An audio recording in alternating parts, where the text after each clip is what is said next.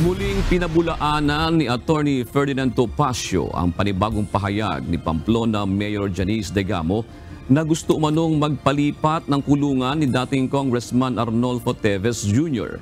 Sa kanyang social media account, sinabi ni Mayor Degamo na nag-request umano si Teves na madala mula sa Becora Prison sa Timor-Leste sa home detention habang dinidesisyonan pa ng korte ang kanyang Alam mo, itong si Degamo, masyado itong nagmamagaling.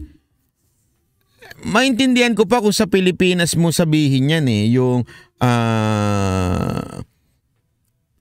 nalaman namin na ni-request sa DOJ kasi kakampi mo DOJ. Pwede pa yun. Pero yung sa Timor-Leste, alam mo ba ang gobyerno ng Timor-Leste naiinis sa mga opisyal ng Pilipinas? Kaya nga yung isang NBI doon na nagpunta, tablado Kasi tandaan mo, Timor-Leste is a sovereign country. Itong mga opisyal natin, masyadong nagmamagaling. Masyadong nagmamarunong na as if alam nila yung mga nangyayari sa Timor-Leste. Baligtarin yung sitwasyon. Kunwari, merong kriminal na hindi siya kriminal, sorry. Merong inaakusahan dito na taga Timor-Leste, tas ikinulong natin. Tas kung ano-anong statement ang binibigay ng Timor-Leste na as if pinababayaan natin yung trabaho natin dito. Di ba maiinis kayo? Tama, mali. Ganun ang nararamdaman ng Timor-Leste. Itong mga opisyal na nagmamagaling na to, DOJ, NBI, etong si Mayor Degamo na nagmamagaling, na gusto lang naman talagang, alam mo bakit yan? In aid of legislation yan Kasi malapit na eleksyon kaya nag-iepal-epal na naman yan Yung mamaliitin mo yung ibang bansa na as if alam mo lahat at ikaw ang nakakaalam ng mga nangyayari doon. Ano ka? Sino ka? Sabi pa nga nito, di ba, parang nagmagaling na gusto atang dalawin si Teves. Sabi ng Timor-Leste, only authorized by our government and Teves ang pwedeng pumunta dito. Di ba? Pahiya nga ito nagmagaling ito nun Tradition case. Subalit ayon naman kay Atty. Topacio, ang pagiging biktima ni Degamo ay hindi nagbibigay pahintulot sa kanya na magsinungaling at mandaya. Binigyan diin pa nito na fake news ang sinasabi ng byuda ni Governor Roel Degamo. Fake news talaga yan. Bigyan natin ng isang malupit na palakpakan para sa fake news na si Mayor Degamo. Sa bagay, mahilig nga naman. Kasi matagal na yan matagal na yan bida-bida si Mayor Degamo. Wala tayong magawa, talagang bida-bida yan.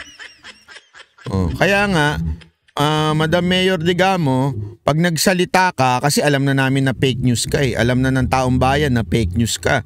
Ilang beses ka na nagpakalat ng fake news, alam na ng taong bayan yun.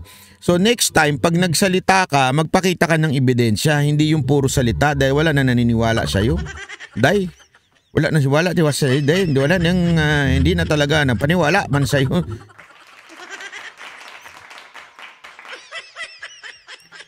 Sabi, 2 araw na lang iuwi si Teves, saan na?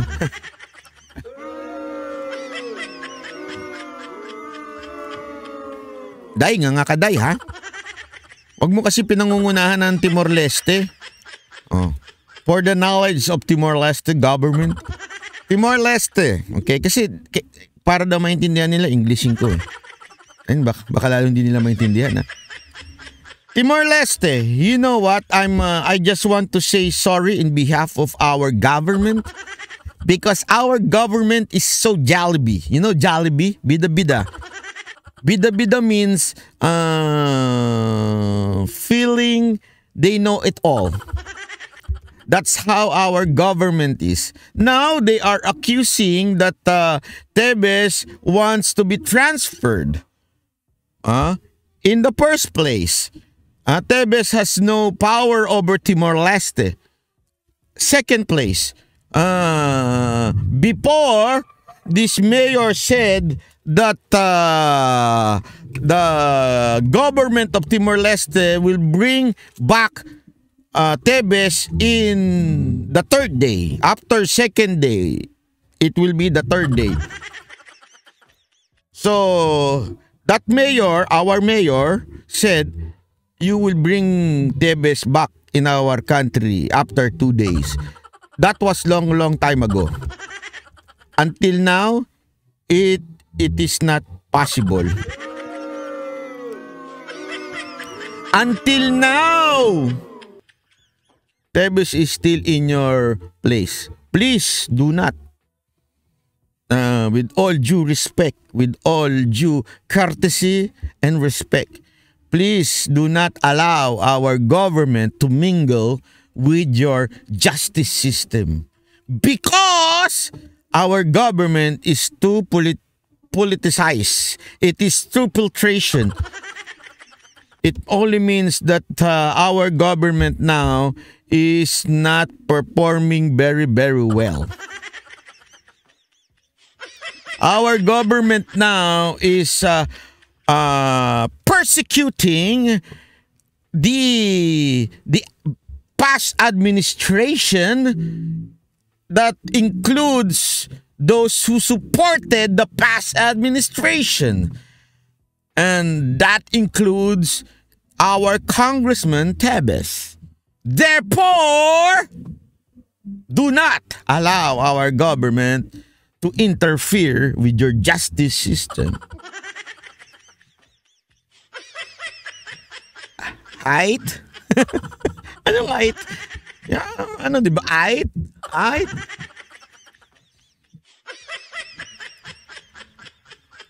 So, Timor-Leste, just stick with your justice system, stick with the truth, and do not allow those politicians that are persecuted by our government to return back here, because they will not receive the right justice because of what is happening to our country. Because in 2028, there will be another election for the presidency. And the daughter of our past president will be running.